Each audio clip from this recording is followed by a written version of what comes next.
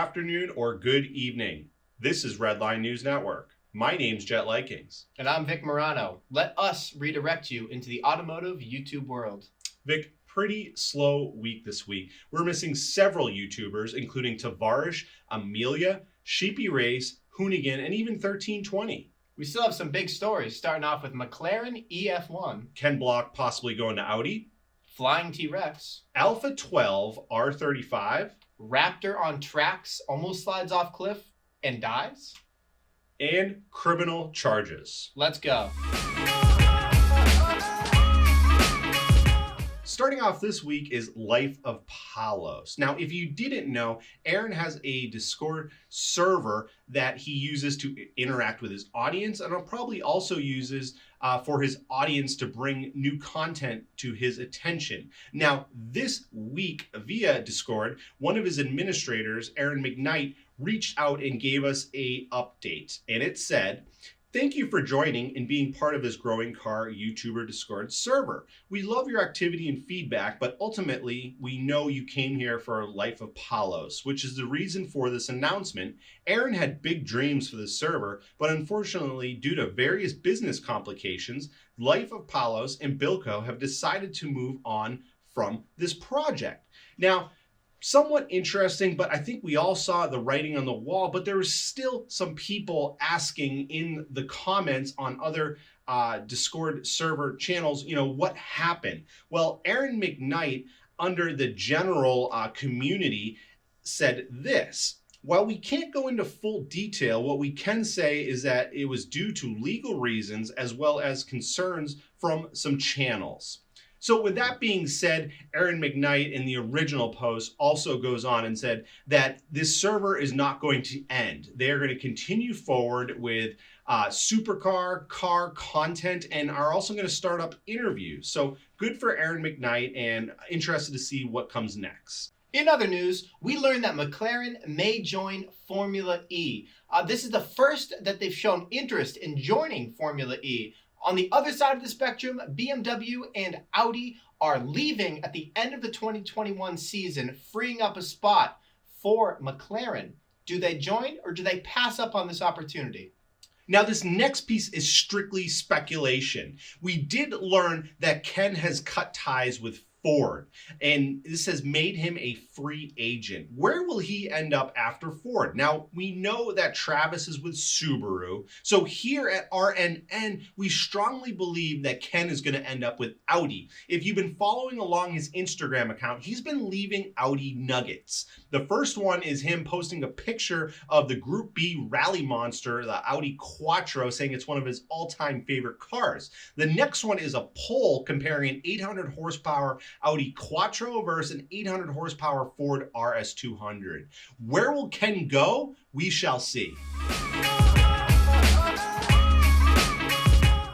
Kicking off Stradman's week, Friday, Strad is just continuing the trend of insane delivery videos. This time, it's the Bugatti Chiron Per Sport that's being delivered to Bugatti of Newport Beach. It's absolutely insane how these cars are shipped in wooden crates. Color matching ratchet straps. The key is even tucked away in a little aluminum box. The attention to detail that Bugatti does is incredible. Monday, just like Jet mentioned in last week's video, nobody does winter content like DDE. Well, I gotta tell you, Stradman is giving them a run for their money. Strad and Burlacker meet up with Dave Sparks from the Diesel Brothers to capture some insane winter automotive content. James has tracks installed on his Shelby Raptor and follows Dave in his 6x6, also on tracks, up a 12,000-foot snow and ice-covered mountain. Things get a little hairy when they come across a huge section of ice and start sliding backwards. Let me remind you that they are on a side of a mountain. There's no guardrails or anything, just the edge of the mountain. Strad starts sliding backwards and is almost hanging off the side of the mountain. It's almost nerve-wracking watching this, but they corrected it and eventually made it to the top. Strad ends this one off with a little teaser that maybe, just maybe, he'd put one of his Lambos on tracks. Gotta look out for that. Busy week for Daily Driven Exotics. 3 videos. First one is an SVJ update. Now, the beginning of this episode is them getting the roof scoop for the 720. Now, this thing's not functional. However, it does look like the P1 GTR. We then find out that sand gloss or khaki green are the options for Mia's Gallardo. However, they're still taking off 3 layers of previous wrap. Clear, wrap, and clear. From Instagram, however, it seems like khaki has won. They then go drive the Evo Aperta in the rain, and the interior is soaked. They then go to Lamborghini of Vancouver to see 2 SVJs, one white, one black, and we learn that they need to get rid of a car to be able to afford this. They also need it to be in the $600,000 range, and these 2 were pushing $1 million. Next episode, they tease us about buying a Carrera GT instead of an SVJ, and this is basically an update episode. We get a Hummer update. It's been painted electric yellow. There's a performance suspension kit going in, which will allow Baja jumps, and then it'll be going to the upholstery shop. We also get a Mercy update. It's got a new stereo that's been put in. It's also got new throttle bodies, and these are digital units, and Damon says this thing drives like a brand new car. And here at RNN, we believe this solidifies a long-term relationship with the Mercy. I don't see this thing going anywhere anytime soon. Damon then talks about getting a CGT. This would be the first Porsche on the channel outside of Mad Whips, and then they leave off talking about where they'll bring the Aperta, California or Texas. If you want to learn more about this speculation piece, check out Taking It to Redline with Steve's POV, and he explains why they might be taking it to Texas. Last episode is the R35. Now, this has been 9 months in the making. They have been teasing us. They have posted pictures of this car for the past 9 months and just been basically saying, shh. But we learned that they paid $200,000 total, $200,000 Canadian total for this. It's going to be Dave's car. It's got 1,200 horsepower, and this is just going to further tick off the JDM fanboys. This is an Alpha 12 build, which means it's a full build, reinforce everything from motor to transmission. This thing is a supercar destroyer. This is also the most expensive build to date, and it makes sense. A twin turbo kit is just under $100,000, so $200,000 in this thing, it does make sense. They film a drive in the rain. Dave does some pulls, but then Damon gets in and does a beat run. I'm talking flames, and I'm talking all 4 tires spinning.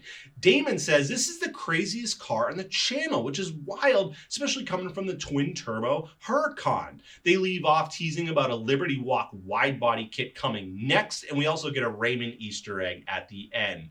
2 major Instagram updates this week. On Monday, they give us F12 pics, and then prior to the R35 release, they did post an R35 picture. Kicking off Street Speed 717's week, Thursday, Mike flies to Kentucky to take delivery of his new fully loaded $93,000 Ram TRX. And there is no better way to test out your new toy than to drive it 9 hours back home. Saturday's video, he kicks this one off with a proposal that if this video gets over 20,000 likes, he will take his TRX off the same jump he did with his Raptor. He goes over all the features inside and out, and then goes for a rip.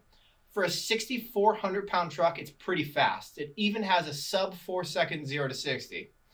Monday's video is kind of a feel-good episode. Street Speed picks up the winner of the 900-horsepower ZR1 Corvette. The winner takes it out for a drive, and he just loves it. He said it's the fastest car he's ever been in, so congratulations to him. He races the TRX against his girlfriend's Urus. They do a dig and a roll, and the Urus ends up winning both of them. That brings us to Wednesday's video. Just like Mike promised 2 videos ago, if the video got 20,000 likes, he would jump the TRX. His fans smashed that goal. It's currently at 48,000 likes. So that being said, Mike puts a bunch of wheels and tires in the back to weigh it down to prevent it from nosediving and sends it off the jump. Check it out.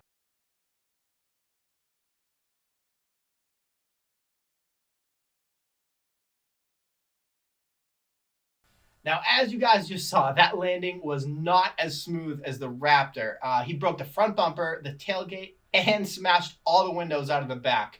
We're going to have to wait for the next upload to see if there's any more damage. We finally get the Audi RS7 update via Rich rebuilds. We find out that he had 2 criminal charges for getting pulled over with no plate after completing the turbo screen work. If you miss this, check out Rich's channel. He's got the full build process on there. Basically, in this episode, he video chats with a lawyer, and the lawyer explains they've been unable to try with a jury since March 20th during COVID. This could have been real bad, but basically the judge dismissed the case because Rich took care of the registration and just paid the fine. As a reminder, this car has downpipes, intakes, a catback, and an APR Stage 2 1.0 program, and Rich has recently upgraded the firmware to 2.0. This thing is fast. They go and blow some donuts in this thing. Even Rich thinks this thing is fast. Linda's back in this episode, and they actually get her to ceramic coat the RS7. And then in next week's episode, Rich teases us it's either going to be a Sherp episode or a V8 Tesla episode. Shifting on over to TJ Hunt. Sunday, TJ installs a new Army Tricks exhaust on his Lamborghini Huracan, and that thing sounds sweet. Tuesday's video, they continue part 2 of turning Kevin's $5,000 335i into a $50,000 monster. If you guys go to the 1 minute mark of this video and listen to what Sabrina says, this just solidifies our theory that TJ will be twin turboing his Huracan. Donut Media with 4 videos this week. 8 DIY project cars faster than a Hellcat. Why everyone wanted the worst car in the world. What's inside a 1,000,000-mile engine. And was $17,500 worth of car parts worth it? Doug Demuro with 1 video this week. The Chrysler Pacifica Pinnacle. Mondi is scaring moms in a drift car. 1 episode from him this week, and it's day 2 of the collaboration with Ruckus with the FD-RX-7 giveaway. If you remember on the first part of this, it was raining and they had to delay this event. Well, it happened and they went drifting in the 370Z with the winner, the mom, and the dad, and even Mondi. And the mom doesn't even get scared. Now, Mondi takes the GTR Pro out. Remember, this thing's got R888s with no handbrake. This thing is tough to drift, but he actually doesn't do horrible. And then we learn that we're going to be seeing a lot more of Johnny from Ruckus on the channel, and that they're going to be building a drift car together. Mondi wants an E36, Johnny wants a 370Z. Who will win? Royalty gives us a Ford GT twin turbo update. He tells us that the rear tires are impossible to get these days. They're back ordered, and basically anything over the 305 tire size is really tough. Due to this, he's having Justin, an outside fabricator, do a bunch of work due to them waiting on these tires. Now, this twin turbo kit was originally installed in 2010, so there's a lot of updates to be done. He then goes in and explains that a CCX is actually like driving a Ford GT. I never really thought about it, but they actually do have the same base modular engine. And that's why he says that he sold the CCX and got a Ford GT. He then goes in and explains how they have the same software and ECU, and again solidifies that driving the Ford GT is basically the same as driving an egg.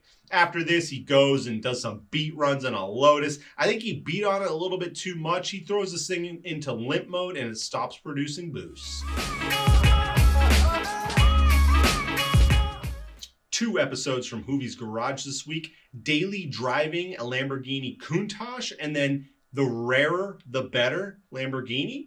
Well, Jet, that about wraps it up for this episode. That's right, Vic. Hey, in case you missed it, we had a brand new episode of Taking It to Redline with Steve's POV. In case you missed it, check out the link in our description. Or better yet, slightly caress that subscribe button. And with your other hand, go over to Instagram and drop us a follow. Hey, until next time, keep it at Redline.